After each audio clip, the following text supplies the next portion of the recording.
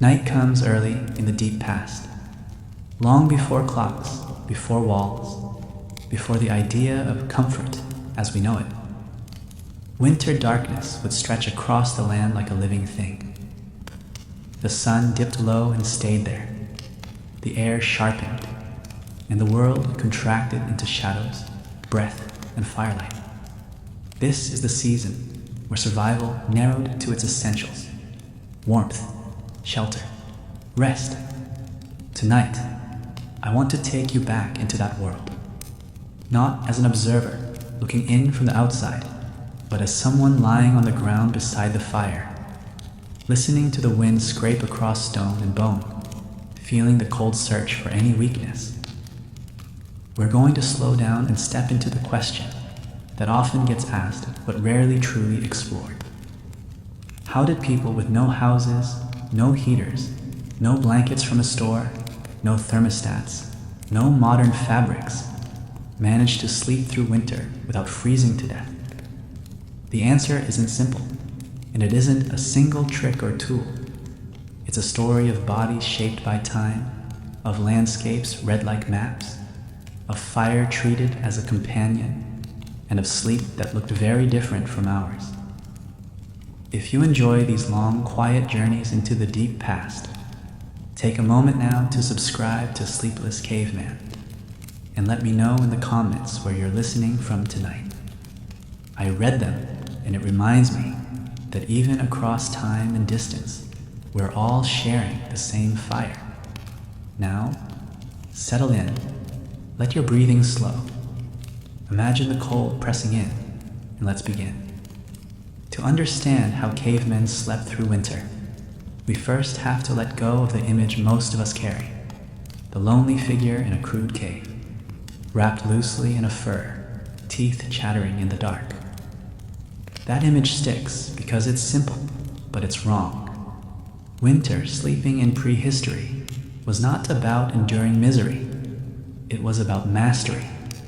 Not mastery in the modern sense of control, but in the older sense of knowing when to move, when to stay, when to conserve, and when to burn energy.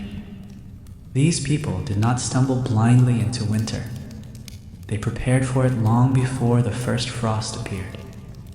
Their sleep was not an afterthought at the end of the day.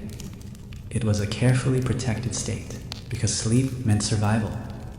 Without deep rest, the body weakens. Injuries linger. Judgment fails. In winter, mistakes were fatal. Shelter came first, and it was rarely accidental. While caves did play a role, especially in certain regions, most prehistoric people did not simply wander until they found a hole in the ground. They chose sleeping locations with precision. South-facing rock overhangs that caught low winter sun, forest edges where wind was broken by trees but visibility remained open, valleys that trapped cold air were avoided, while gentle slopes were favored. Even a difference of a few degrees mattered. Cold pools in low ground could mean frostbite by morning. A slight rise could mean survival. These choices were learned over generations and passed down without words, through habit, story, and correction. Children grew up knowing where winter sleep happened, the same way they knew where water flowed or where predators passed. Inside these shelters, the ground itself was treated as an enemy. Sleeping directly on frozen earth would pull heat from the body faster than cold air ever could. So layers were built from whatever the landscape offered: dry grasses, reeds, pine needles, moss, bark strips, leaves. Not thrown down randomly, but arranged thickly, sometimes renewed nightly. Archaeological evidence from multiple Paleolithic sites shows clear bedding layers, compressed and rebuilt over time. These weren't nests made in desperation. They were engineered insulation systems. Air trapped between plant fibers slowed heat loss. Moisture was wicked away from skin. The body rested above the cold, not on it. Even today, survival experts repeat the same principle. Insulate from below first. Cavemen already knew this tens of thousands of years ago. Then there was fire. Fire was not just warmth, it was light, protection, food preparation, social gravity, and timekeeper. In winter, it became the heart of sleep itself. Fires were positioned deliberately, not always roaring, not always large. Sometimes long, low fires that burned steadily through the night. Sometimes embers banked beneath ash to preserve heat until dawn. People slept in arcs around it, rotating positions as needed, feet toward warmth, backs shielded by stone or hide.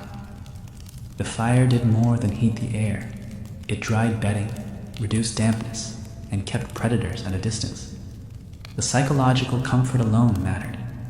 Fear raises metabolism. Calm conserves energy. Fire gave both warmth and reassurance, allowing deeper rest. Clothing, though primitive by modern standards, was far from crude. Animal hides were not just worn raw.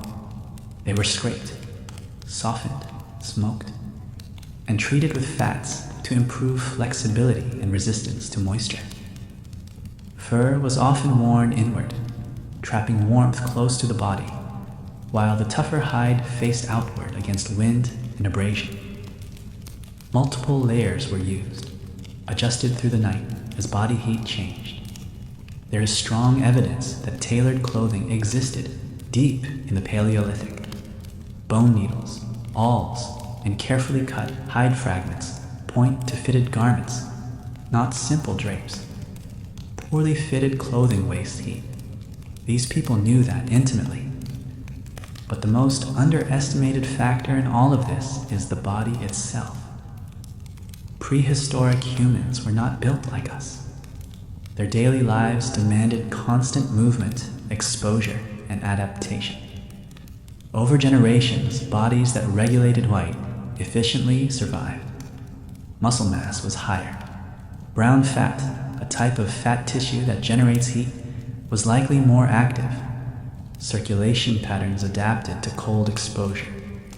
Even sleep itself may have been lighter, more responsive, with frequent micro-awakenings to adjust position, add fuel to a fire, or pull a hide closer. This wasn't insomnia. It was vigilance woven into rest.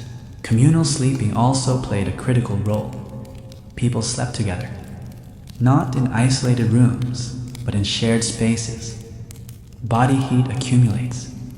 A group of humans sleeping close can raise ambient temperature noticeably. Children were placed between adults. The sick were kept closer to the fire. Elder members were shielded from drafts. This wasn't sentimental. It was efficient. Warmth was shared because warmth meant life. Solitary sleeping in winter was rare and dangerous. Even today, survival situations emphasize group huddling as a last defense against hypothermia. Prehistoric people made it standard practice. Food and sleep were inseparable. Winter diets were heavier in fat and protein. Fat burned slowly, producing sustained heat. Going to sleep hungry in winter would have been unthinkable. Meals before rest weren't indulgence, they were preparation. The digestive process itself generates warmth, and full bodies slept longer and deeper. Storage methods like drying, smoking, and freezing in natural cold allowed winter calories to be available when fresh food was scarce. Sleep followed eating, fire, and shelter in a rhythm that aligned with the season. Long nights didn't mean wasted time. They meant conservation. Sleep posture mattered too. Curled positions reduced surface area exposed to cold. Knees drawn up, arms close to the body, heads tucked. This wasn't instinct alone. It was learned comfort. Bedding arrangements encouraged it. Even the shape of sleeping spaces reinforced heat retention. Smaller enclosures warmed faster and held heat longer. Large open caves were often subdivided with hides or stone arrangements to create the micro-environments. Wind was the enemy. Still air was the goal. Winter sleep was also seasonal sleep. People slept longer in winter, not laziness, but biology. Reduced daylight, lower activity levels, and limited food availability encouraged extended rest. In some cases, people may have entered states similar to torpor, with lowered metabolic rates during extreme cold.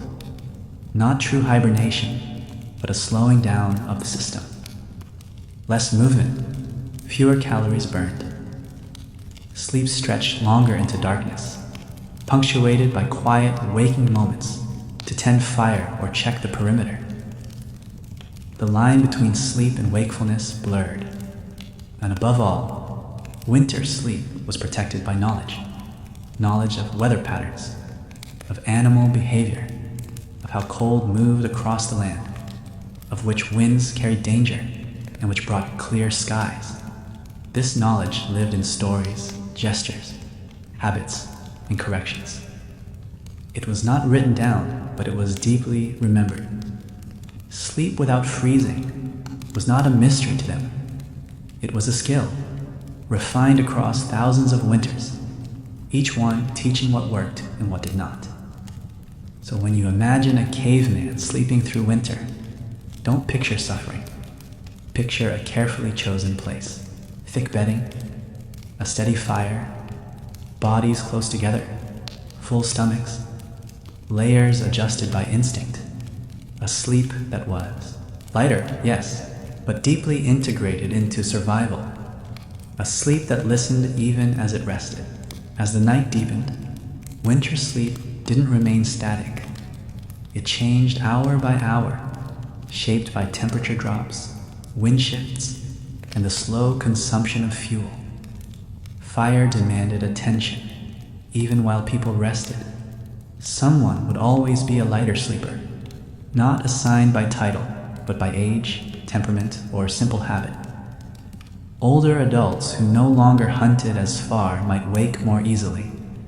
Adolescents hovering between childhood and adulthood often took on quiet night tasks. Tending embers was not a burden. It was part of belonging. A stick nudged coals closer together. Ash pulled over glowing heat to make it last. A single spark coaxed back into flame before cold could creep in. These moments happened without words, practiced until they were almost unconscious. The smell of smoke clung to everything: hair, hides, bedding, skin. To modern noses, this might seem unpleasant, but in winter it served a purpose. Smoke repelled insects even in milder cold spells. It masked human scent from predators. It dried moisture trapped in clothing and bedding. It even played a role in preservation, slowing bacterial growth on skins and tools. Sleeping near smoke wasn't just tolerated, it was protective. The air carried warmth and safety together, and over time, lungs adapted to it. These were not occasional campfires. Fire was a constant companion across generations. Caves, when used, were chosen carefully. Deep caves were often avoided in winter because cold air sinks and becomes trapped inside.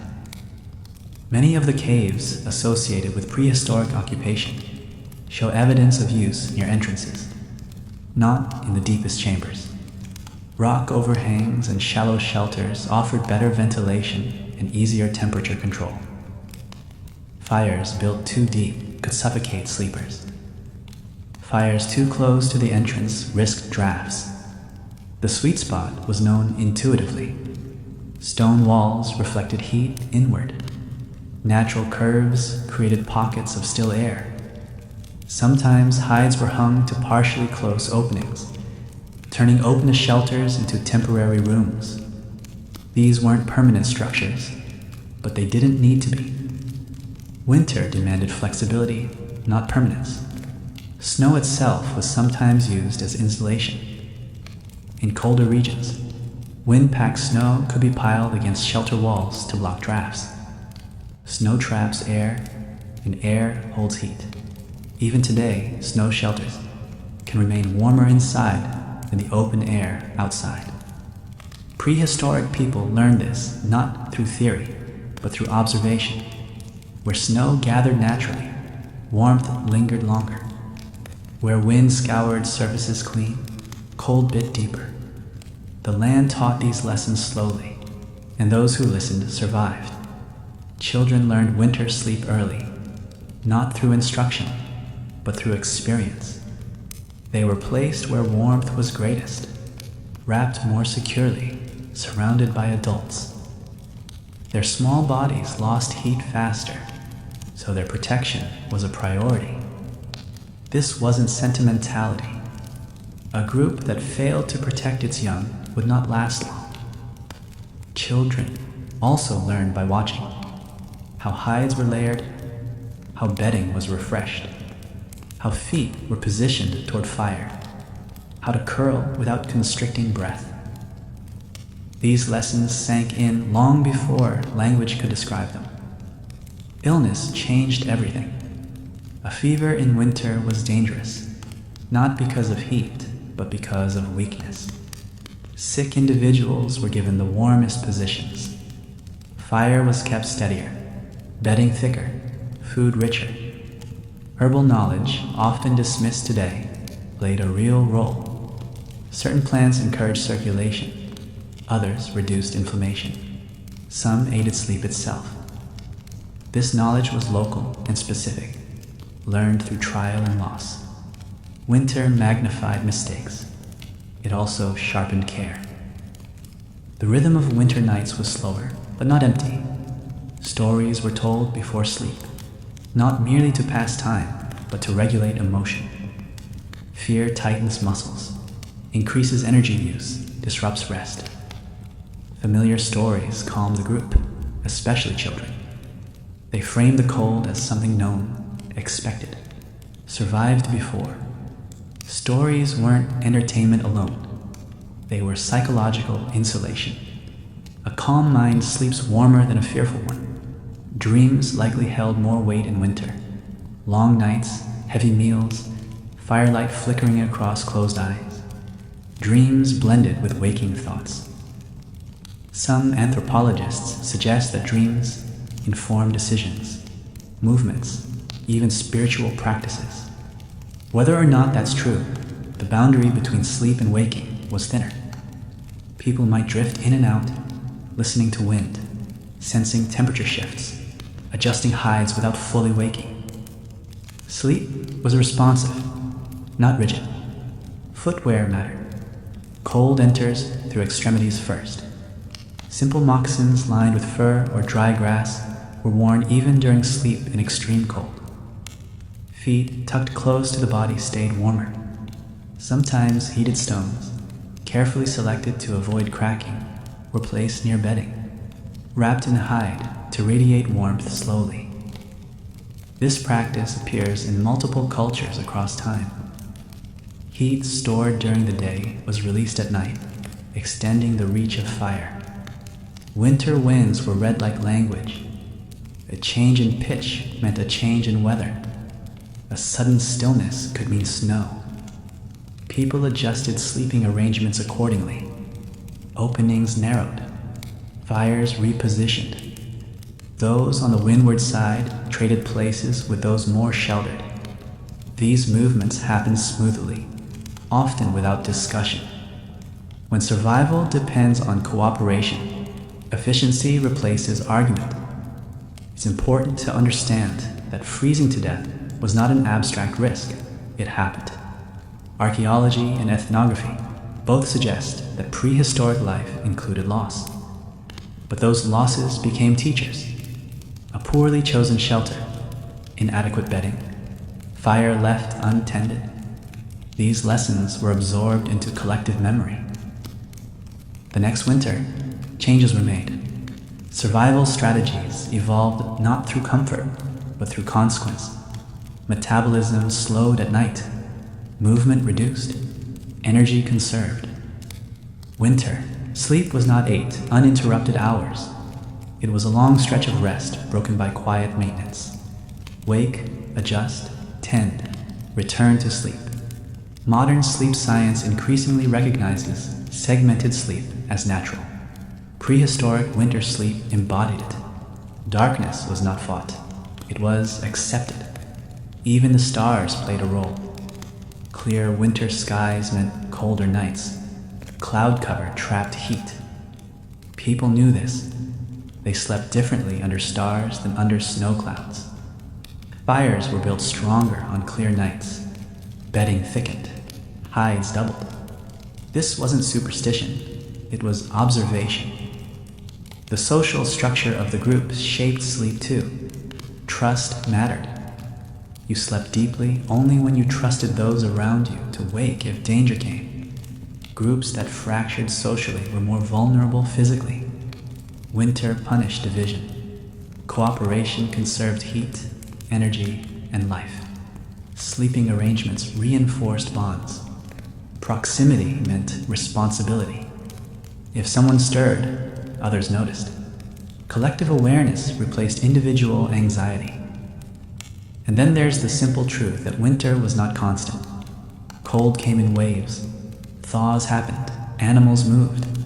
Opportunities appeared.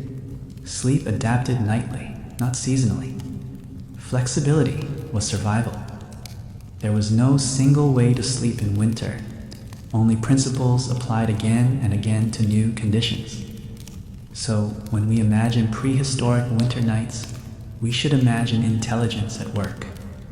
Not academic intelligence, but embodied understanding.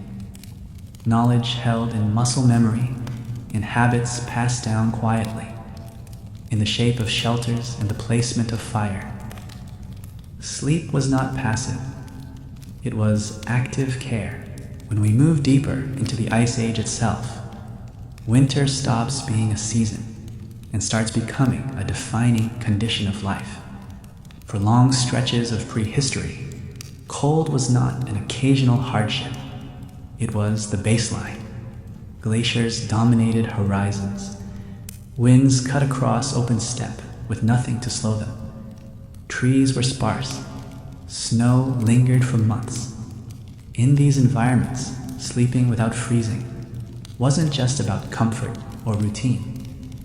It was the difference between a group continuing and disappearing entirely.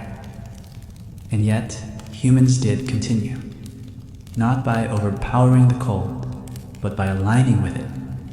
In the coldest regions, people followed the animals, and the animals followed the land. Winter camps were often set in places that modern maps might overlook, but prehistoric eyes recognized instantly. South-facing slopes where sunlight lingered a little longer. Rock formations that broke prevailing winds. Riverbanks that stayed unfrozen longer due to movement beneath the ice. These locations weren't chosen randomly. They were returned to again and again across generations, creating invisible maps etched into memory rather than stone. Shelters in these regions became more complex.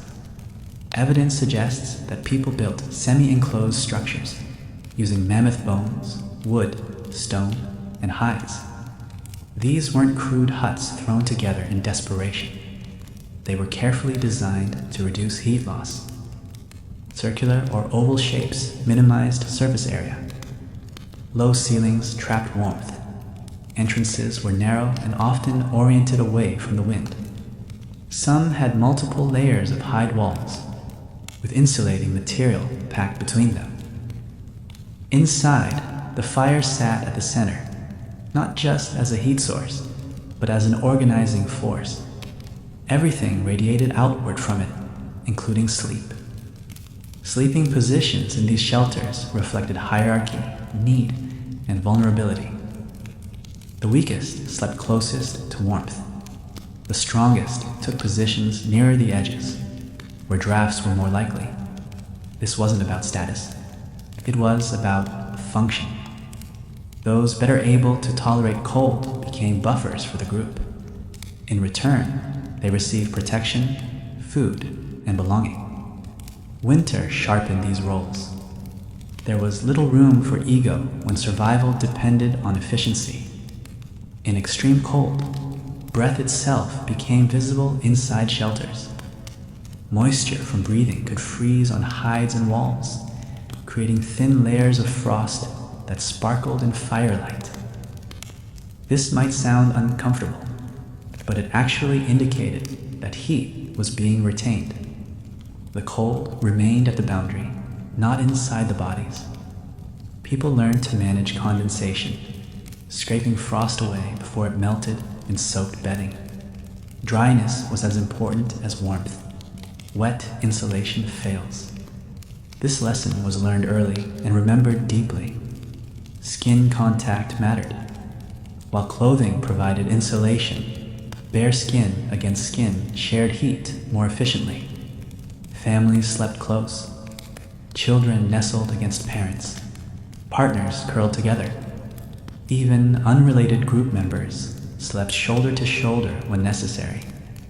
In modern societies, personal space is prized. In winter prehistory, proximity was life. Loneliness was dangerous. Warmth was communal. The concept of night itself was different. Without artificial light beyond fire, darkness dominated winter. Long nights encouraged longer periods of rest, but also longer periods of stillness. Movement was minimized after dusk. Tools were repaired earlier. Food was prepared before dark. By the time sleep arrived, bodies were already winding down. There was no stimulation pulling attention outward. Firelight flickered, shadows danced, voices softened. Sleep came gradually, like drifting snow. Dreams in this environment were not dismissed. They were discussed, sometimes acted upon.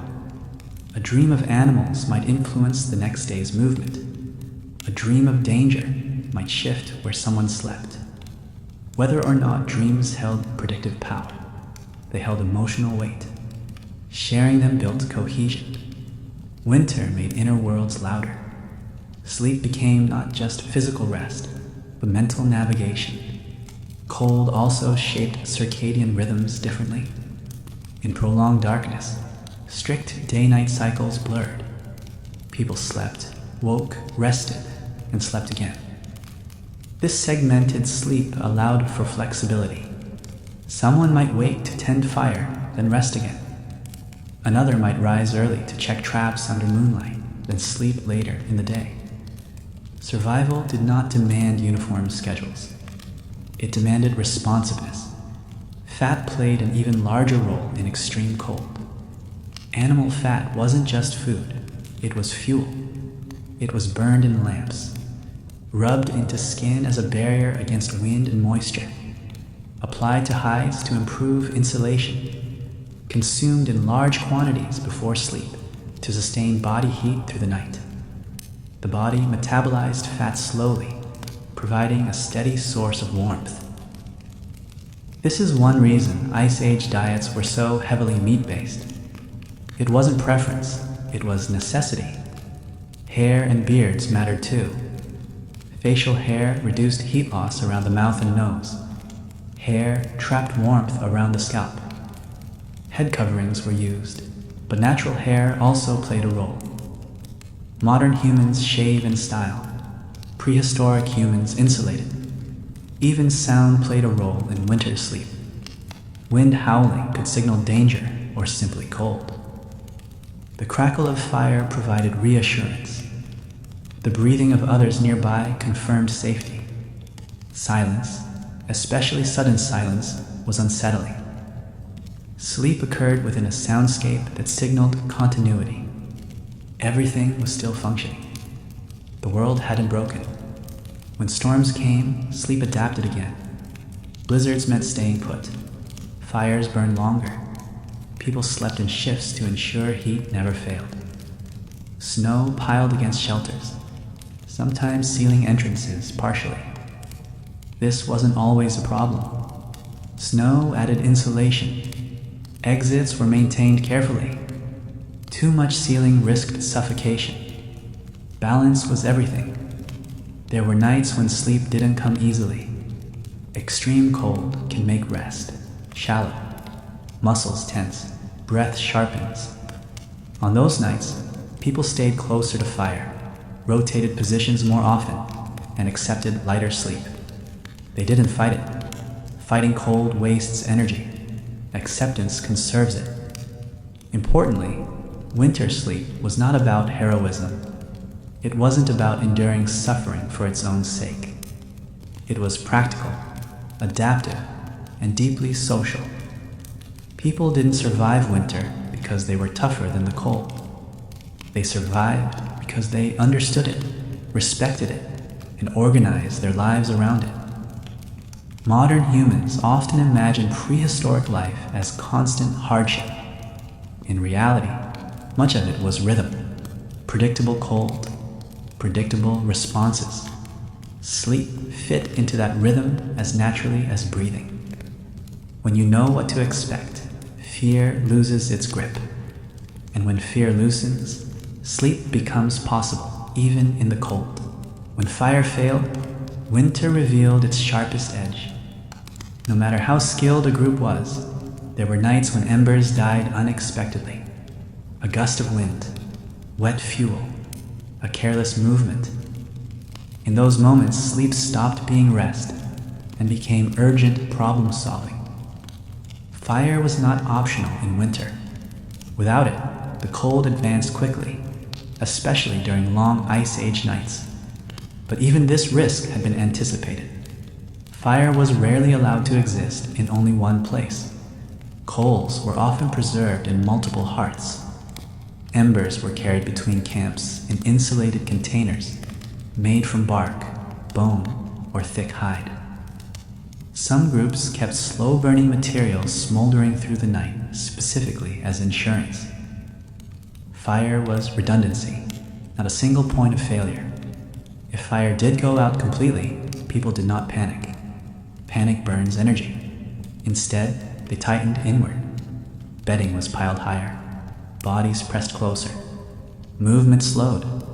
Clothing was adjusted to trap every bit of heat. Breath was controlled. In extreme cases, people might abandon sleep altogether until fire could be restored. Sleep deprivation was dangerous, but freezing was worse. Survival meant choosing the least damaging option. Movement during winter nights was minimized for a reason. Every step stirred cold air. Every unnecessary action wasted calories. Even bathroom needs were handled carefully, often near shelter to avoid exposure. The body learned restraint.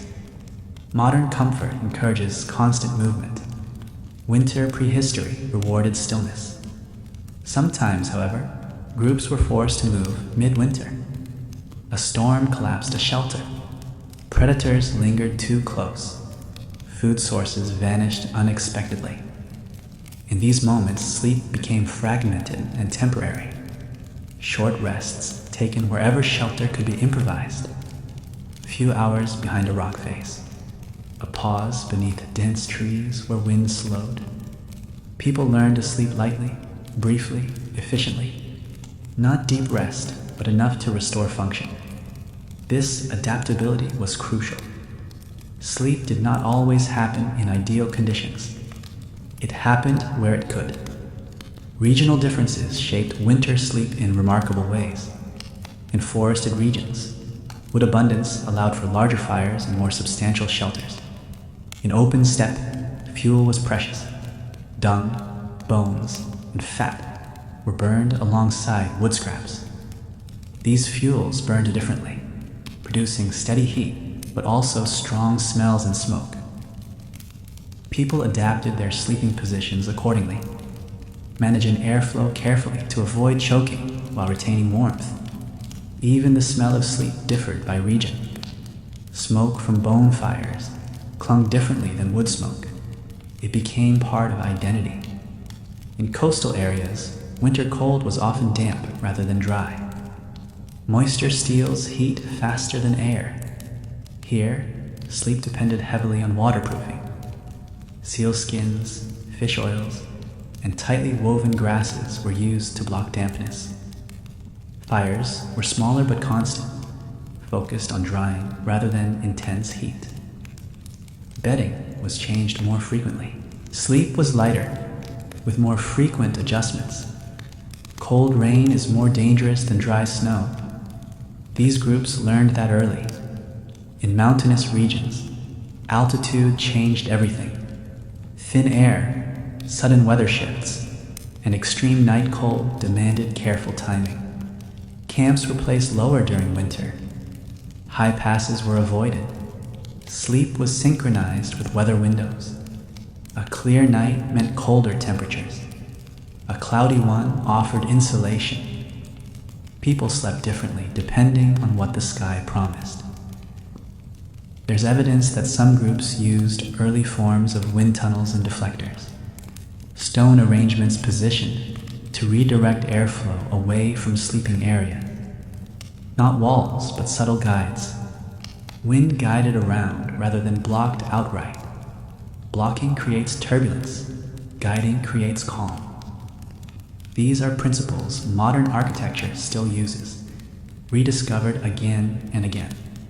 The psychological relationship with winter mattered as much as the physical one. Winter was not an enemy to be defeated, but a presence to coexist with. Rituals marked its arrival. Certain behaviors shifted automatically. Voices lowered. Movements slowed. Expectations adjusted. Fighting winter emotionally drains energy. Accepting it preserves strength. This acceptance made sleep easier. Anxiety tightens muscles and raises heart rate. Calm allows the body to settle, even in cold. Sleep during winter also carried a spiritual dimension. Many cultures that retained hunter-gatherer lifestyles into recent history describe winter as a time when the boundary between worlds thinned. Long nights invited reflection. Ancestors felt closer. Dreams felt heavier. Whether literal or symbolic, this worldview encouraged inward focus. Sleep was not wasted time, it was connection. This mindset changed how rest was valued. You don't rush something sacred. Elders played a key role in winter sleep, not just because of experience, but because their presence anchored the group psychologically. Knowing someone had survived many winters reduced fear. Elders often slept lightly, waking easily. Their reassurance mattered. Even their breathing carried comfort. Winter magnifies vulnerability. Leadership during winter was quiet, steady, and constant. Interestingly, laughter still existed in winter nights. Not loud, not frequent, but present. Humor lightened tension. Shared amusement reduced stress hormones, improving sleep quality. This wasn't entertainment as we know it. It was emotional regulation. A reminder that life continued despite the cold. That warmth existed beyond fire. Tools were kept close during sleep. Weapons within reach. Fire-starting materials accessible. This wasn't paranoia, it was preparedness. Knowing you could act if needed allowed deeper rest. The mind sleeps better when contingency is covered. Even today, anxiety drops when we feel prepared. Prehistoric people understood this intuitively. There were nights when death came quietly. Hypothermia can be deceptive. Sleepiness increases. Judgment fades. Groups learn to recognize danger signs, slurred speech, confusion, unusual lethargy. Those showing signs were kept awake, moved closer to fire, fed, rubbed, spoken to. Winter care was active. No one was simply left to sleep if they showed weakness. Community vigilance saved lives. Over generations, winter sleep became encoded into culture so deeply that it felt natural. Children didn't question why bedding was thickened or fires banked differently. It was simply how winter worked. Just as we instinctively lock doors at night, they instinctively prepared sleep for cold. Habit replaced fear. Modern humans often ask how cavemen slept without freezing, as if it were a miracle. It wasn't. It was systems thinking before the term existed. multiple overlapping strategies: redundancy, social cooperation, environmental awareness, biological adaptation, and above all, respect for limits. Sleep in winter was not luxurious, but it was sufficient. It did what it needed to do. It restored enough strength to see the next day. And day by day, winter passed. As winters repeated themselves year after year, generation after generation, sleep stopped being just a nightly act and started shaping the human body itself. This is where the story quietly deepens, because how cavemen slept in winter didn't only help them survive the cold in the moment. It slowly changed what kind of humans could exist in cold places at all. Bodies that slept poorly in winter didn't recover. They healed slower. They hunted worse. They made mistakes. And over time, they disappeared. The ones who slept well enough, even in brutal conditions, lived long enough to pass on their traits, their habits, and their knowledge.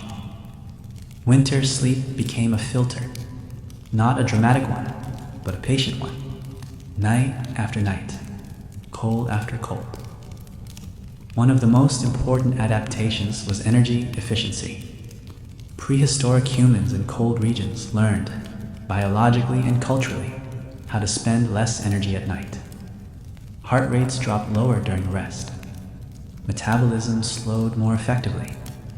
Muscles relaxed into stillness, rather than twitching restlessly. Even breathing patterns shifted, becoming slower and deeper when warmth was stable. This wasn't conscious control.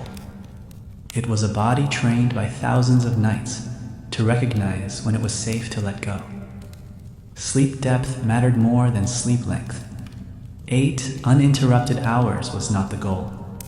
What mattered was reaching deep, restorative states whenever conditions allowed. Fire stable, wind quiet, stomachs full, bodies close. When those conditions aligned, sleep dropped deeper. When they didn't, sleep stayed lighter. This flexibility was key. Rigid sleep fails in harsh environments. Adaptive sleep survives. There's growing evidence that circadian rhythms in prehistoric populations were less rigid than ours. Modern life enforces schedules. Prehistoric winter enforced responsiveness. Darkness might last 16 hours or more. Activity compressed into daylight. Sleep expanded and contracted organically. People napped, they rested. They slept in blocks. This fluidity reduced stress on the nervous system. Stress, especially chronic stress, makes cold harder to endure. Calm conserves heat. Memory played a role too. Not abstract memory, but embodied memory. The body remembered winter. It remembered how cold felt in the bones. It remembered which mistakes hurt. That memory guided behavior long before conscious thought kicked in. A hand automatically pulling a hide tighter at the first chill. A foot edging closer to embers without waking fully. These micro-adjustments prevented dangerous heat loss long before it became a crisis. Migration patterns were shaped around winter sleep as much as food. Groups didn't just move to where animals were.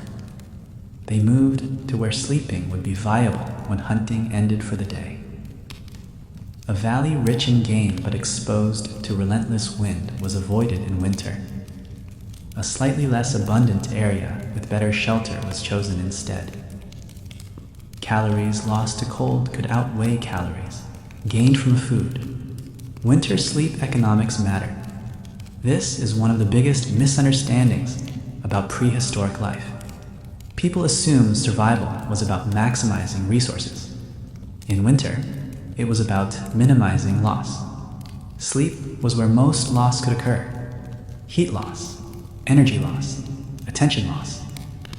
A single bad night could weaken someone enough to doom the next day. So winter sleep was treated with seriousness that bordered on reverence. Tools related to sleep were maintained carefully. scrapers for hides, awls for repairing seams, knives for cutting fresh bedding.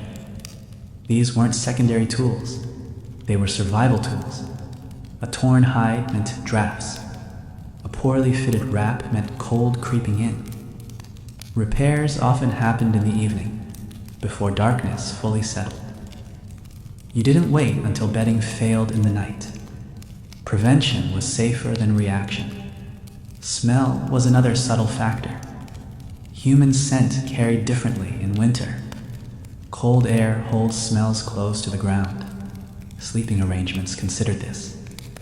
Waste areas were placed downwind. Bedding was kept clean when possible. Excess rot attracted predators. Predators meant vigilance. Vigilance meant poor sleep. Everything circled back to rest. Winter also slowed time psychologically. Without constant movement and stimulation, people became more observant. They noticed subtle changes. A new draft, a different sound in the trees, a shift in how smoke moved. This attentiveness fed back into sleep quality. When you understand your environment, you fear it less. When you fear less, you sleep better. When you sleep better, you survive longer. Even pain was handled differently in winter sleep. Injuries that might be ignored in summer demanded attention in cold. Pain increases stress hormones. Stress increases heat loss. So wounds were cleaned, bound, and protected carefully before sleep. Splints, padding, and positioning reduced nighttime pain. People learned how to sleep around injuries, propping limbs, adjusting posture, trading places near fire. Care was not optional, it was strategic. There's reason to believe that storytelling before sleep became more elaborate in winter.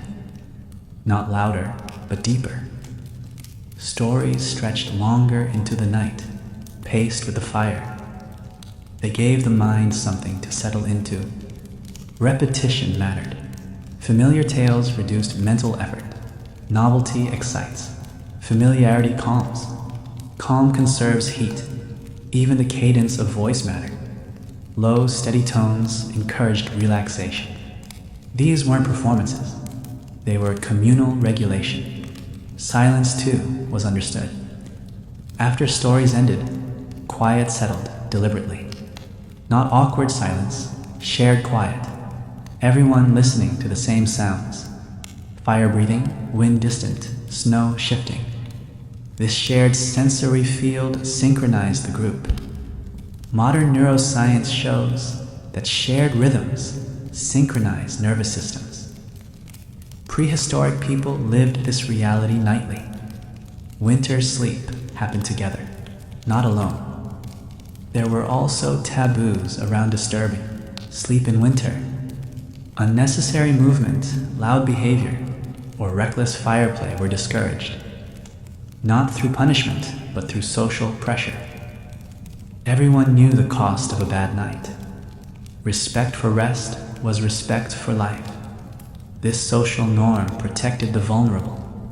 Children learned early when to be quiet, when to settle. Winter taught restraint. As winters passed, these practices didn't feel like effort anymore. They felt like culture, just the way things were done.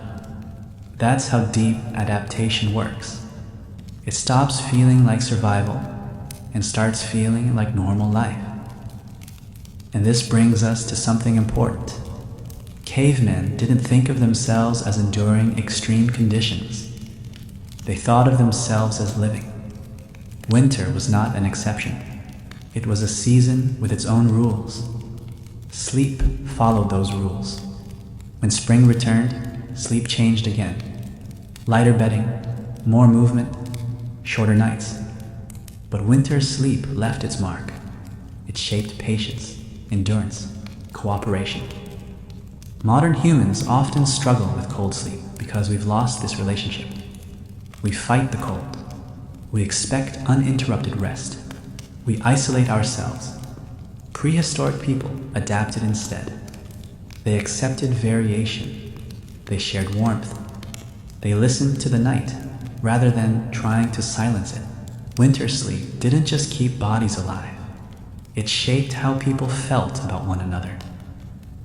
When nights were long and the cold pressed in from every direction, emotional bonds became as important as physical shelter. Trust wasn't abstract. It was something you felt in your chest as you drifted off, knowing someone nearby would wake if danger came, knowing you wouldn't be left alone with the cold. Sleep reinforced that trust night after night, until it became instinctive. This closeness changed relationships. Winter made people softer with one another. Touch wasn't rare or awkward, it was constant. A hand resting on a shoulder, a child's head against an adult's chest, legs overlapping for warmth. These weren't romantic gestures in the modern sense. They were grounding. They regulated breathing, slowed heart rates, and reminded the nervous system that it was safe to let go. In the dark, warmth and presence replaced words. Love, as we understand it now, likely grew out of these moments. Not grand declarations, but shared survival. Sleeping beside someone through winter cold builds a bond deeper than daylight interactions ever could. You learn the rhythm of another person's breathing, their small movements, their restlessness before a storm, their calm when the fire burns steady. These details weave people together quietly, night after night. Winter also magnified grief. When someone was lost, their absence was felt most at night. A space near the fire left empty, a familiar warmth gone. Sleep became harder, not just colder. Groups adapted their arrangements to compensate, closing gaps, pulling closer. Grief was shared physically, not spoken endlessly. Bodies adjusted. Over time, new patterns formed. Winter taught resilience without erasing memory. Children born into these conditions grew up with a profound sense of belonging. Their earliest memories were warmth, breath, and low voices in the dark. That kind of beginning wires the brain for connection. It creates adults who understand cooperation not as a moral ideal, but as a lived necessity. Winter sleep didn't allow for radical individualism. You survive together, or not at all. This has implications far beyond the campfire. Cooperation during winter sleep spilled into daytime behavior. Food sharing, tool repair, childcare, conflict resolution. When you rely on others to survive the night, you treat them differently during the day. Aggression becomes costly. Recklessness threatens everyone. Winter enforced social intelligence as much as a physical adaptation. Fear, too, was managed collectively. Winter nights can amplify anxiety. Sounds carry farther. Shadows stretch. Unknowns multiply. But fear shared is fear reduced. Someone whispering reassurance. A familiar story retold. A joke murmured softly. These weren't distractions. They were survival strategies. Calm bodies lose less heat. Calm minds sleep deeper. Interestingly, solitude became something people learned to tolerate, not prefer. Alone time existed, but it was brief. Too much isolation in winter could spiral into danger. This contrasts sharply with modern ideals of privacy and personal space. Prehistoric winter life favored closeness, familiarity, repetition. The same people, the same shelter, the same fire. Predictability was comforting. It reduced cognitive load, freeing energy for endurance. There's evidence from later hunter-gatherer cultures that winter was when social norms were reinforced most strongly. Stories emphasized cooperation, generosity, patience. Heroes were not lone figures. They were clever, attentive, and loyal. Villains were reckless, selfish, disruptive. These values were absorbed during long nights half asleep, warmed by firelight. Winter sleep was moral education as much as rest. Even conflict was handled differently in winter. Arguments drained energy. Raised voices wasted heat. Groups learned to defer disputes until warmer seasons when emotions could afford to run hotter. Winter encouraged restraint. Sleep required peace. Peace preserved warmth. The emotional regulation learned during winter sleep likely influenced human empathy itself. When you spend nights attuned to others' movements and needs, your awareness expands beyond yourself. You sense discomfort before it's spoken. You adjust without being asked. This sensitivity became part of what it meant to be human. Winter didn't just test endurance, it refined care. There's something else here, something quieter. Winter sleep taught patience with darkness. Long stretches without light, without novelty, without progress. People learn that not all waiting is wasted. That rest has value even when nothing seems to be happening. This lesson is deeply foreign to modern life, yet it still echoes in us.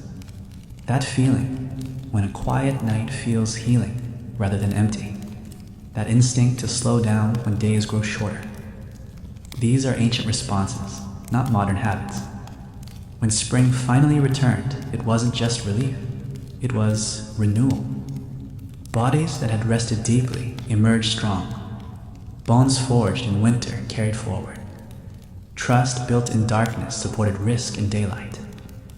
Winter sleep prepared people, not just to survive, but to thrive when conditions improved. And here's the quiet truth beneath it all. Cavemen didn't sleep through winter because they were tougher than us.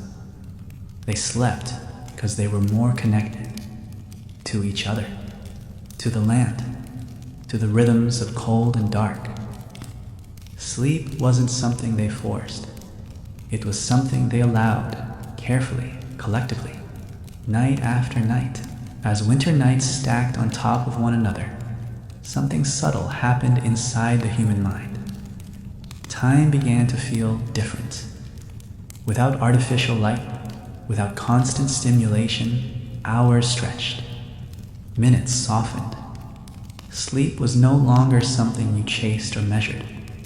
It became something you entered when the body was ready. This shift mattered more than we often realize. When time slows, stress loosens its grip.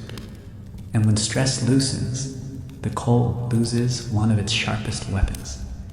Prehistoric winter sleep trained patience into the nervous system. You couldn't rush warmth. You couldn't rush dawn. You couldn't rush hunger or healing. You waited together. Fires burned down slowly. Stories unfolded at their own pace. Silence lingered without discomfort. This patience translated directly into better sleep. The body relaxed into stillness instead of fighting it. Muscles softened. Breathing deepened. Even in freezing temperatures, a relaxed body retains heat better than a tense one.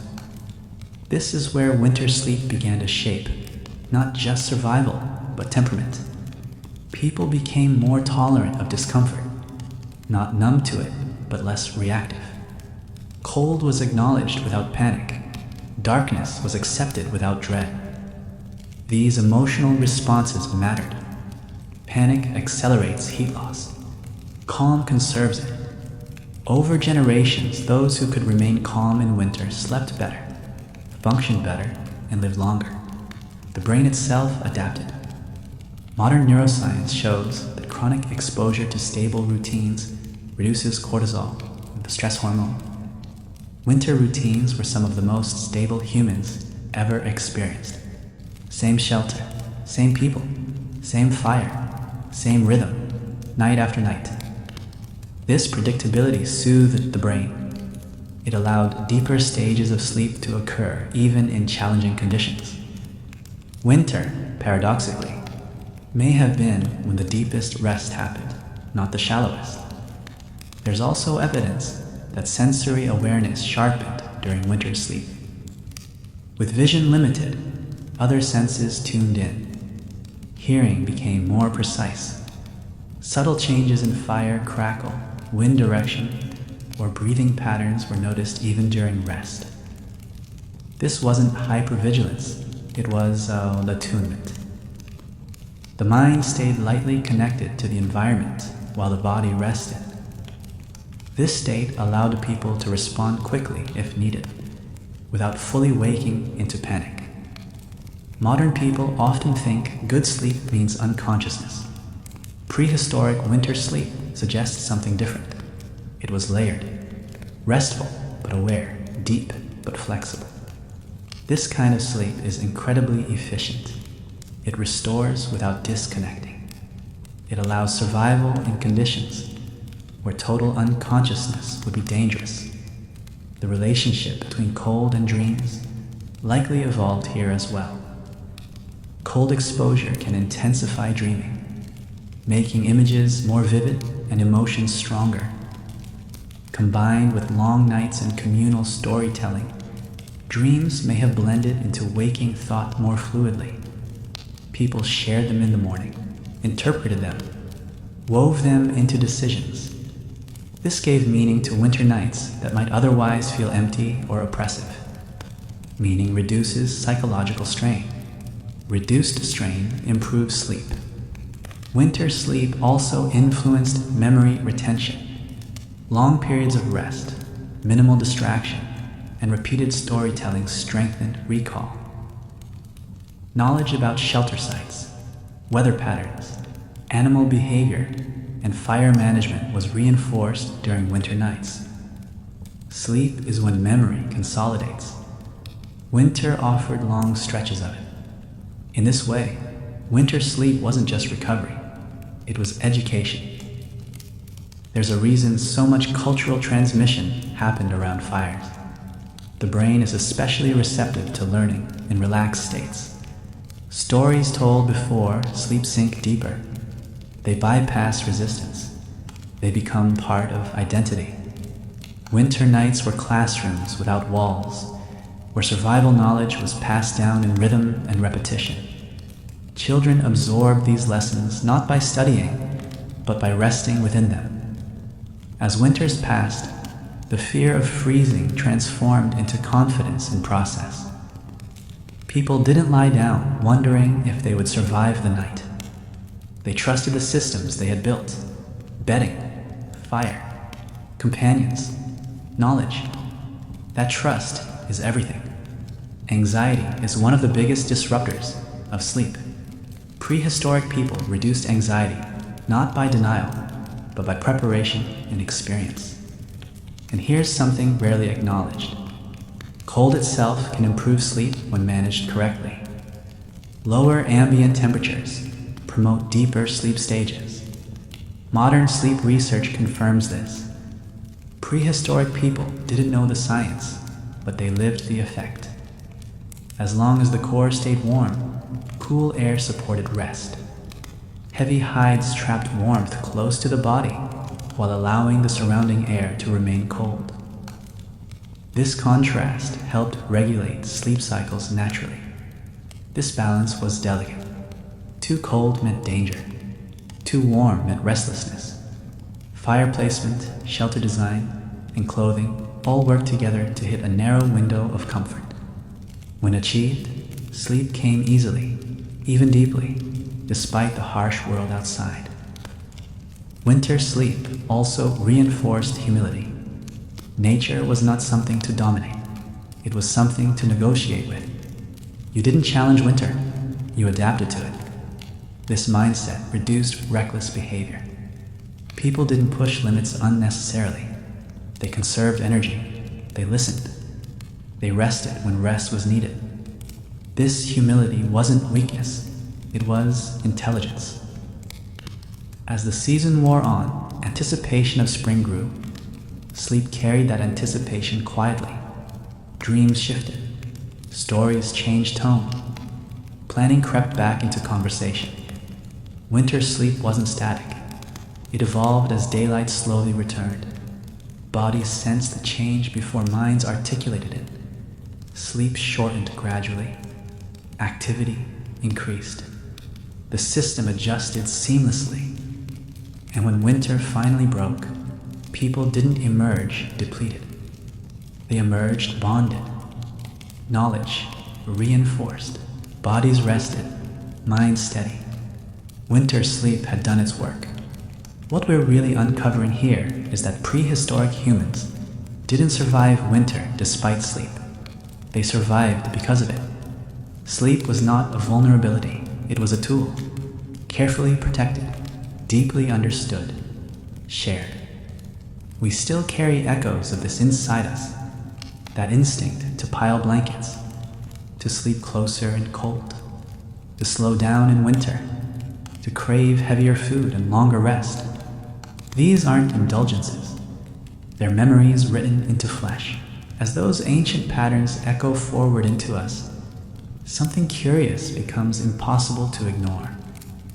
Even with walls, insulation, central heating, and endless artificial light, modern humans struggle with sleep in winter. We complain of restlessness, of shallow nights, of waking too early or too often. And yet, the people we call cavemen slept through winters that could kill in hours. This contrast isn't about toughness. It's about alignment. Somewhere along the way, we broke rhythm with the season, and winter sleep stopped making sense to us. Prehistoric people didn't expect winter to feel like summer. That expectation alone changes everything. Modern life tries to flatten the year, keeping light levels, schedules, workloads, and stimulation constant. But the human nervous system didn't evolve for sameness. It evolved for cycles. Winter once signaled slowdown, closeness, conservation. Sleep expanded naturally into the dark. Today, winter asks us to maintain summer output with less light, less movement, and colder air. The body resists. Sleep suffers. Your ancestors didn't fight the long night. They leaned into it. They allowed sleep to stretch, fragment, deepen, and return again. They didn't panic when they woke at midnight. Waking was expected. Fire needed tending. Bodies needed adjusting. Thoughts needed space. Then sleep came back on its own. Modern insomnia often begins with fear of waking. That fear didn't exist then. Waking was part of sleep, not failure. Even the way we prepare for sleep has drifted far from its roots. Winter evenings in prehistory were dim by necessity. Firelight is soft, unstable, and warm in color.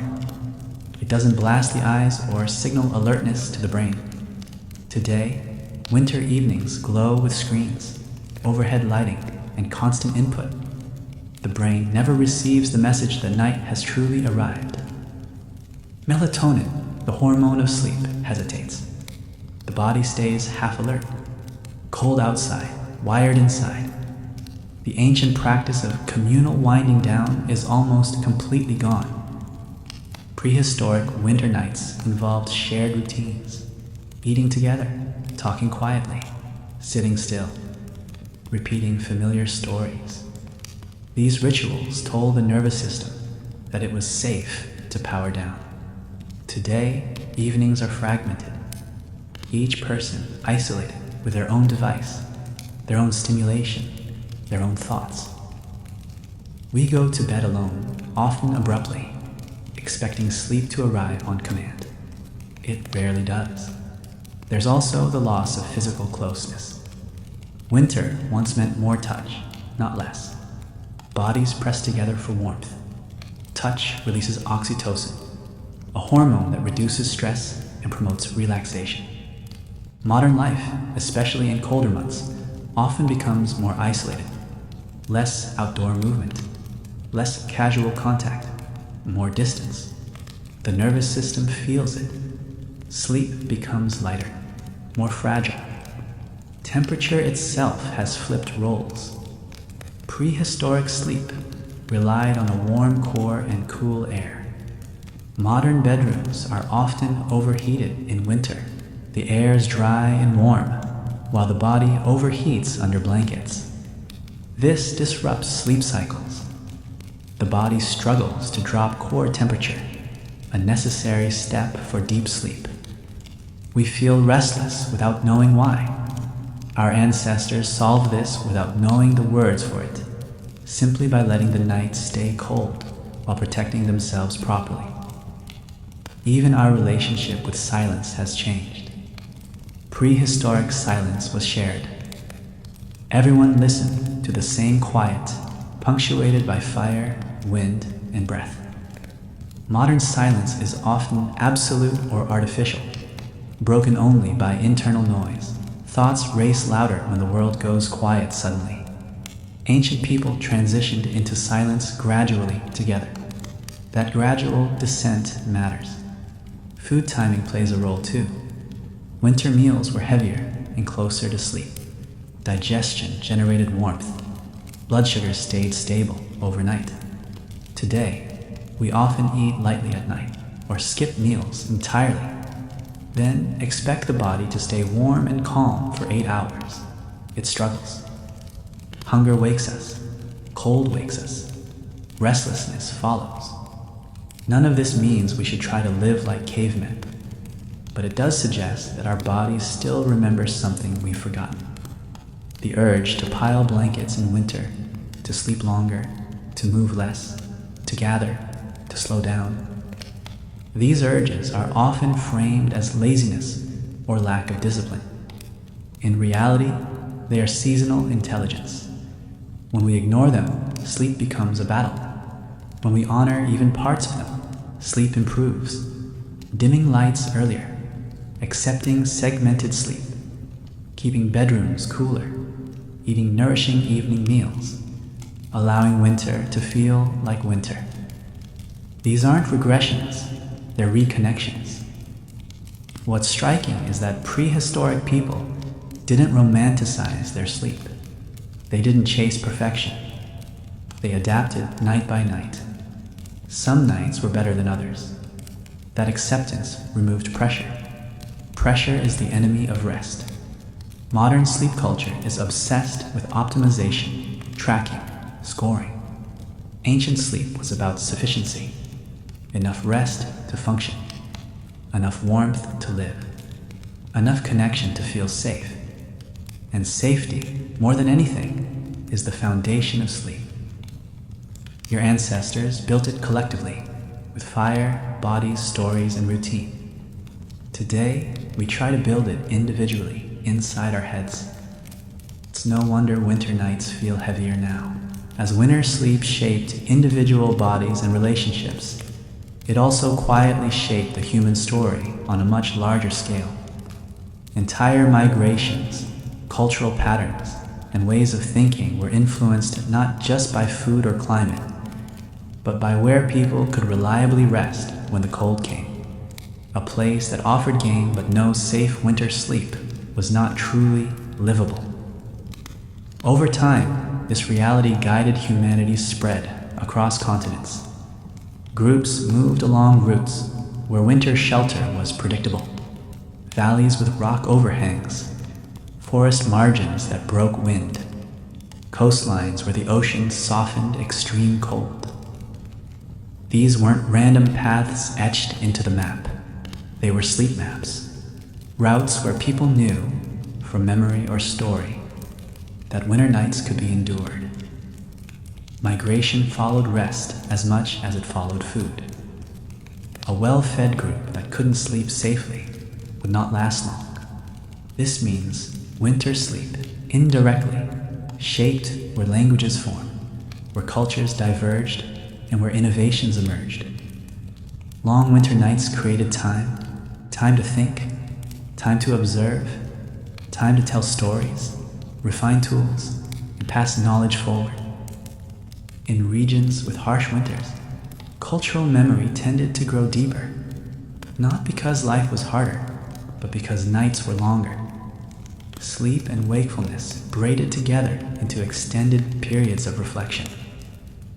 Fire-centered living during winter encouraged circular thinking. People sat in circles, slept in arcs, Stories looped back on themselves. Time was experienced as cyclical rather than linear. Winter would come again. So would spring. Sleep followed that same cycle. This worldview left a lasting mark. Even today, many cultures mark time in seasons rather than dates. That perspective was born in long, cold nights where nothing moved fast. Winter sleep also influenced how humans understood time passing within a single life. Elders were revered not only for survival skills, but for memory. They had slept through more winters. Each winter survived added authority. Their bodies carried proof of endurance. When an elder spoke about winter, people listened. This respect shaped social hierarchies based on experience rather than dominance. Winter rewards wisdom more than strength. Memory itself became seasonal. Winter was when stories were told and retold, solidifying collective identity. Summer was for action. Winter was for remembrance. Sleep supported this. Memory consolidation is strongest during deep rest. Long winter nights reinforced shared narratives. This is one reason myths, origin stories, and cosmologies often center on darkness, cold, and fire. They were shaped in the season when minds had space to linger. Even art may owe something to winter sleep. Carvings, markings, and symbolic objects were often created during periods of reduced mobility. When hunting slowed and travel paused, hands turned inward. The quiet hours between sleep cycles invited creativity. The mind, resting but awake, wandered. Winter sleep created liminal states where imagination flourished. There's also evidence that planning horizons extended during winter. When movement is limited, the future looms larger. People thought ahead. Spring hunts, summer migrations, tool needs, relationships. Winter sleep, with its long pauses and low stimulation, allowed for this kind of thinking. The brain wasn't constantly reacting, it could project. This capacity for long-term planning is a cornerstone of human success, and winter nights helped cultivate it. Importantly, winter sleep reinforced the idea that not all productivity is visible. Rest, stillness, and waiting were productive in their own way. They preserved strength, sharpened perception, and maintained cohesion. This understanding is almost completely lost today, yet it once defined survival. A group that exhausted itself trying to stay active through winter would fail. A group that rested intelligently endured. This reframes how we think about prehistoric resilience. It wasn't relentless effort, it was strategic restraint. Knowing when not to act, knowing when to sleep, knowing when to let the world slow down without feeling left behind. Winter sleep trained humans in this restraint long before philosophy put words to it. And here's the quietest truth of all. Winter sleep gave humans a relationship with darkness that was not fearful. Darkness was not absence, it was presence, a space for rest, thought, connection, and memory. Fire didn't erase darkness, it softened it. That balance allowed sleep to happen even when the world felt vast and unknown. We still feel this, even now. The pull toward introspection in winter, the desire to slow down, the heaviness that isn't sadness, but depth. These aren't flaws in our modern lives. They're ancient signals asking us to remember how we were meant to move through the cold. As winter sleep carried humanity forward through thousands of years, it left traces not just in culture, but in the architecture of the mind itself. The human brain adapted to long periods of darkness and reduced activity, learning how to remain stable without constant stimulation. This matters more than it seems. A mind that can tolerate stillness can tolerate uncertainty. And winter, more than any other season, was uncertainty made physical. Prehistoric people learned to live with what could not be changed. You couldn't force the sun to rise sooner. You couldn't command animals to appear. You couldn't make the cold retreat. Sleep became the place where this acceptance was practiced nightly. Lying still, listening, waiting, letting the body do what it needed without interference. Over time, this taught a deep psychological skill, trust in process. Modern humans often struggle with this. We intervene constantly. We track sleep, optimize it, measure it, worry about it. Prehistoric winter sleep was the opposite. It was surrender without helplessness. You prepared carefully, then you let go. That balance created resilience. The nervous system learned when effort was useful and when it wasn't. This ability likely shaped emotional regulation far beyond winter nights. People who could sleep in a cold darkness without spiraling into fear were better able to handle loss, scarcity, and danger during the day. Sleep trained emotional steadiness. It didn't eliminate fear. It taught coexistence with it. Fear that is acknowledged but not fed loses power. Winter sleep also refined the human relationship with boredom. In a world without endless distraction, boredom wasn't something to escape. It was something to pass through. The mind learned to settle instead of grasp. This had a calming effect on sleep onset. When there's nothing to chase, rest arrives naturally. Today, boredom triggers anxiety. In prehistory, it triggered rest. The body's response to darkness became nuanced. Darkness didn't always mean sleep. Sometimes it meant quiet wakefulness. Sometimes it meant storytelling. Sometimes it meant tending fire. This flexibility prevented the rigid association between darkness and unconsciousness that modern sleep culture enforces. Prehistoric people didn't lie awake thinking something was wrong. Being awake in the night was normal. That acceptance alone likely reduced insomnia dramatically. Cold itself trained awareness of the body. Sensations were not ignored. They were information. A creeping chill signaled a need to adjust. A numb limb demanded repositioning.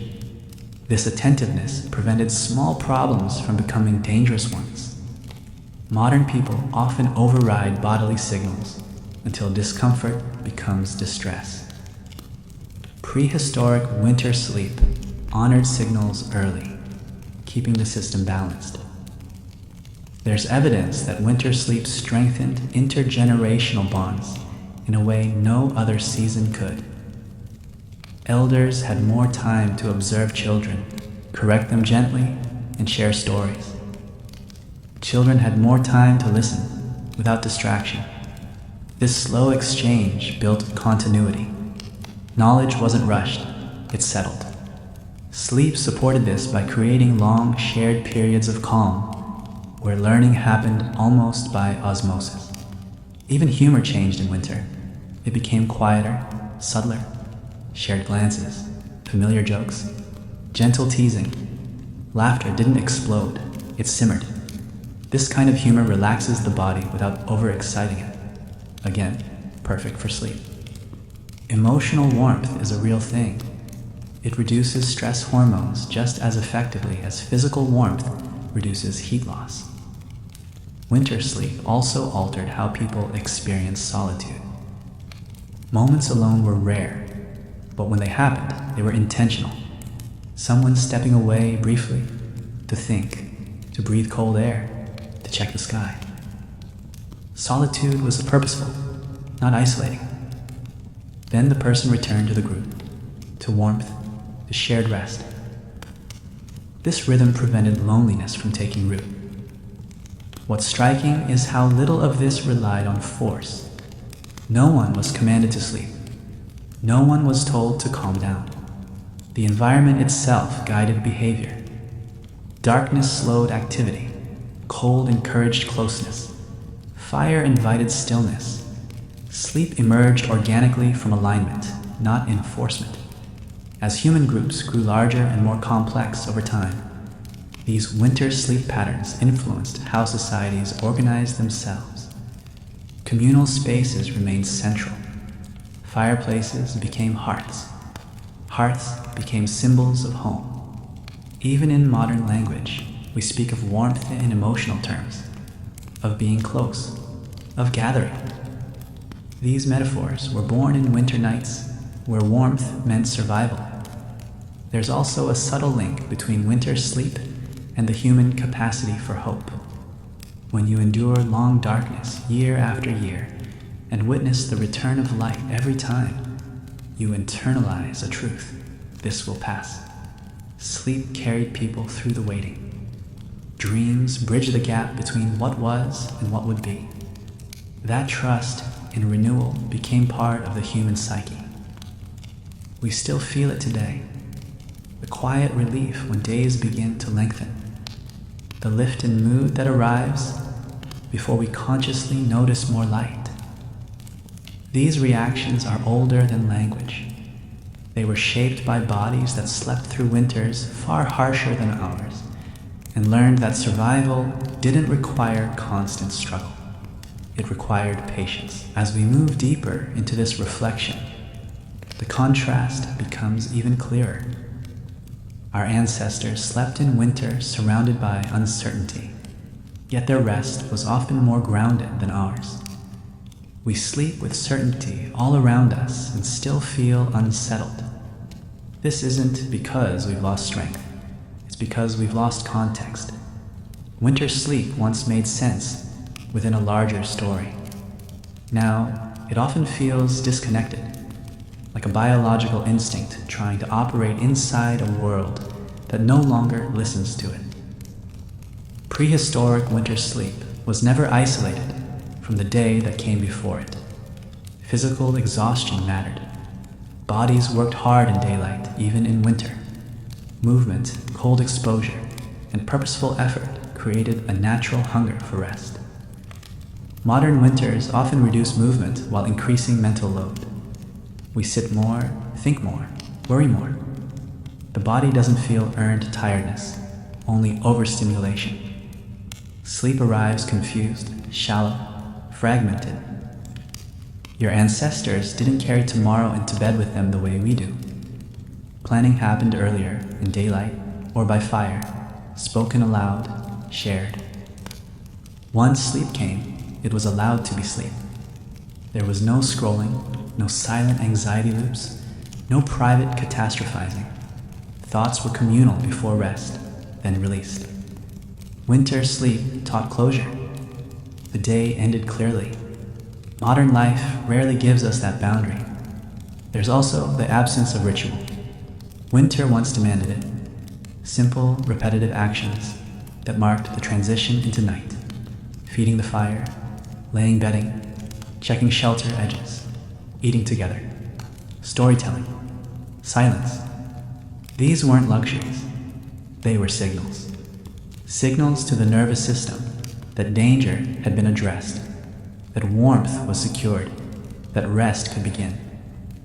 Without such signals, the brain stays alert. Alert brains don't sleep well.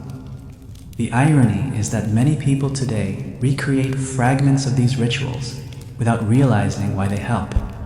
Dimming lights, drinking warm beverages, wrapping in heavy blankets, listening to familiar voices or sounds. These are echoes. The body remembers something the mind has forgotten. When we follow these instincts, sleep improves, not because of placebo, but because we're aligning with patterns older than civilization. Winter sleep also reframes the idea of productivity. Prehistoric people didn't measure worth by output during winter. Survival itself was success. Maintaining strength, cohesion, and morale mattered more than expansion. Modern culture rarely allows this. We are expected to perform the same way year-round. When winter naturally pulls us inward, we resist. Resistance creates tension. Tension disrupts sleep. Your ancestors would find modern winter nights strange. Bright rooms at midnight, solitary beds, silent buildings filled with isolated people all trying to rest alone. From their perspective, this would look unsafe. Not physically, but emotionally. Sleep without connection would seem fragile. And in many ways, it is. Even the way we interpret night waking has shifted. Prehistoric people woke, adjusted, and rested again. We wake and assume something is wrong. That assumption creates anxiety. Anxiety activates the body. The body stays awake. A feedback loop forms. Winter sleep becomes an enemy instead of an ally. The past reminds us that waking is not failure. It's part of the rhythm. Cold itself is no longer allowed to participate in sleep. We seal it out completely. But a little cold, managed correctly, helps the body sleep. It sharpens the contrast between shelter and exposure. It gives meaning to warmth. When everything is warm all the time, the nervous system loses reference points. Subtle discomfort, when safe, grounds us. One of the most profound losses may be shared silence.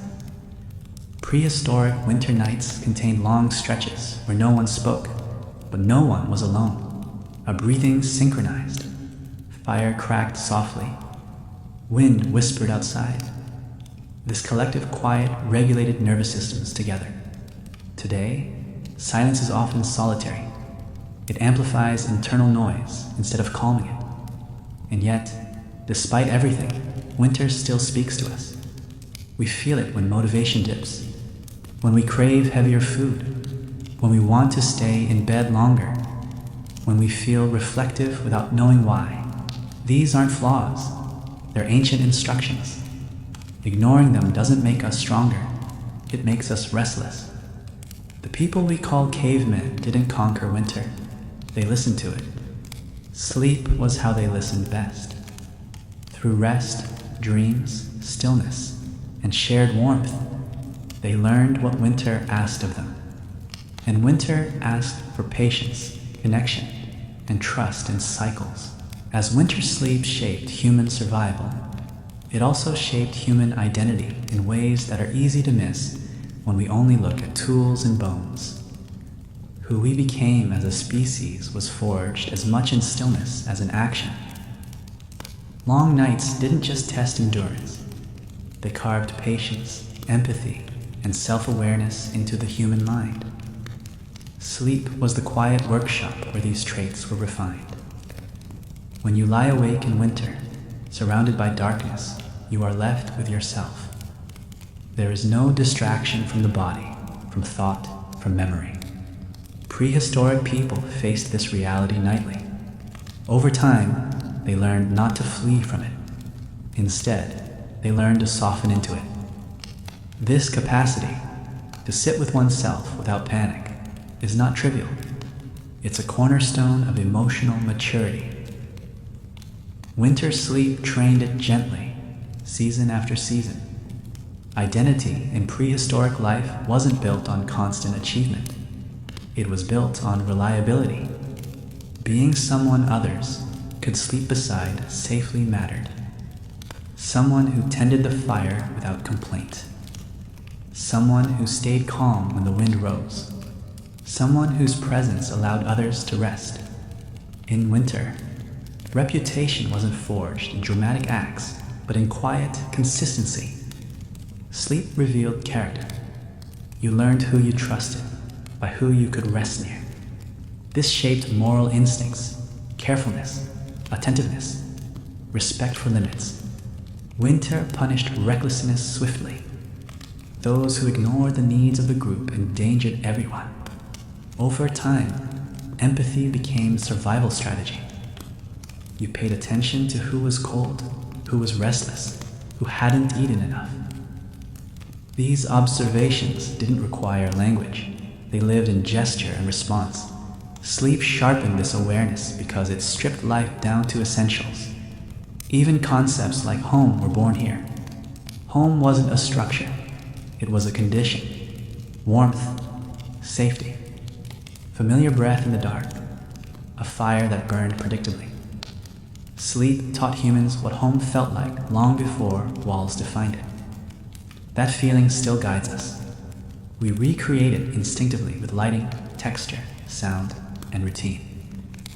We are chasing a memory older than cities. Winter sleep also influenced how humans understood endurance. Endurance wasn't pushing through pain endlessly. It was knowing when to stop, when to rest, when to conserve. This wisdom runs counter to many modern ideals, yet it carried humanity through its harshest chapters. Sleep wasn't weakness, it was discipline. The self that emerged from winter nights was quieter, more observant, less reactive. These traits carried into daylight. Hunters waited longer. Gatherers chose carefully. Leaders listened more. Winter shaped humans who could pause without losing direction. That ability to wait without despair is one of the most powerful human traits, and it was practiced nightly in the cold. Even spirituality, in its earliest forms, bears the mark of winter sleep. Fire as sacred, darkness as meaningful, dreams as messages, silence as presence. These ideas didn't come from abstract thought. They came from lived experience, from lying still while the world slept, feeling small but not insignificant. Winter nights invited awe. Sleep made room for it. And when morning came, people rose not triumphant, but steady. Another night survived, another day earned. Identity wasn't loud, it was durable. When we bring all of this forward into the present, something quiet but powerful happens. Winter stops feeling like a problem to solve and starts feeling like a conversation we've forgotten how to have. The restless nights, the heavier mornings, the desire to withdraw a little from the world. These aren't signs that something is wrong with us. They're signals that an ancient rhythm is still knocking, still asking to be acknowledged. Your ancestors didn't ask winter to be gentle. They asked themselves to be attentive. That distinction matters. They changed their behavior before winter demanded it. They slowed earlier, ata, differently, gathered closer, prepared sleep as if it mattered because it did. Modern life often waits until exhaustion forces rest. Prehistoric life rested before exhaustion arrived. That single difference explains so much of our struggle. Think about how often we treat sleep as something that should happen automatically, regardless of season, stress, or environment. When it doesn't, we blame ourselves. Cavemen didn't do that. They adjusted conditions instead. More bedding, more food, more closeness, less movement, less noise, less expectation. Sleep was invited, not commanded. Winter sleep also gave permission to be inward, without guilt. Long nights weren't failures of productivity. They were necessary pauses. Reflection, memory, and emotional processing happened naturally because there was space for them. Today, when winter draws us inward, we often resist, labeling it as depression, laziness, or loss of motivation. Sometimes those things are real and serious, but sometimes it's simply the body remembering a time when winter meant rest. There's a reason so many people feel calmer when wrapped in blankets, listening to low, steady sounds with dim light and nothing pressing to be done. These aren't trends, they're instincts. Firelight replaced by lamps, stories replaced by familiar voices and headphones, communal quiet replaced by shared digital spaces. The form has changed, but the need hasn't. Winter sleep also reminds us that resilience doesn't always look like strength. Sometimes it looks like softness, yielding to darkness instead of fighting it, allowing sleep to come in waves, accepting that some nights are lighter than others. Prehistoric people didn't expect perfection from their rest. They expected adequacy, enough warmth, enough recovery, enough safety. That mindset alone removes immense pressure. When we struggle to sleep in winter, part of the discomfort may come from isolation. Our ancestors slept, knowing others were near. Even when danger existed, they weren't alone with it. Modern sleep often happens behind closed doors, physically and emotionally, reintroducing even small forms of connection, shared routines, familiar sounds, consistent presence, can make winter nights feel less heavy. There's also wisdom in how prehistoric people ended the day. The night didn't begin with stimulation, it began with settling. Fire tended, tools set aside, bodies arranged, stories softened, silence welcomed. This gradual descent allowed sleep to arrive gently. Today, we often drop into bed abruptly, minds still racing. Winter sleep asks for a slope, not a cliff. None of this requires abandoning modern life. It requires listening more carefully to what winter has always asked of us.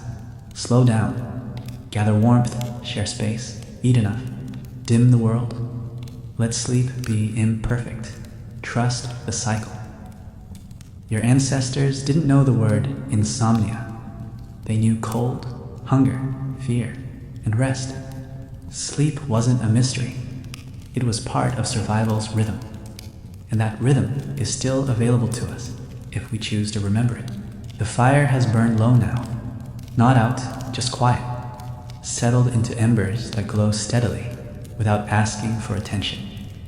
This is where winter sleep always ended in the deep past. Not with answers, not with triumph, but with calm acceptance. Another night passed, another breath taken, another small victory that didn't need celebration. When cavemen slept through winter, they weren't defying nature. They were participating in it. Cold wasn't something to eliminate. Darkness wasn't something to escape. Sleep wasn't something to control. All three were woven together into a single experience that shaped the human story long before anyone tried to dominate it. They survived winter nights because they understood something we've mostly forgotten. Safety is not built by comfort alone. It's built by rhythm, by preparation, by connection, by knowing when to act and when to rest. Their sleep worked because their lives made room for it. Everything pointed toward it gently, patiently, without force. And maybe that's the quiet lesson still waiting for us. That sleep doesn't come from effort, but from permission. Permission to slow down when the world grows cold. Permission to need more rest when nights stretch long. Permission to be closer, softer, quieter, without calling it weakness. You don't need to live in a cave to remember this. You carry it already. In the way your body relaxes under heavy blankets. In the way low light makes your thoughts soften. In the way winter makes you reflective without asking why. These aren't modern comforts. They're ancient responses. Somewhere inside you is the memory of firelight on stone, of shared breath in the dark, of sleep that came not because everything was perfect, but because everything was prepared enough. That memory hasn't left. It's just been buried under noise, expectation, and speed. Tonight, if you're listening to this as the world quiets down, you don't need to fix your sleep. You don't need to force it. You can simply allow yourself to rest the way humans once did. In pieces, in warmth, in safety, in trust that the night will pass, because it always has. If this journey through the deep past brought you comfort, curiosity, or calm, I'm glad you were here with me. This space exists for nights like this. Slow nights, thoughtful nights, nights where we remember where we came from. Thank you for spending this time with Sleepless Caveman. Wherever you are, whatever season surrounds you, may your rest tonight be enough. And when you're ready, the fire will be here again.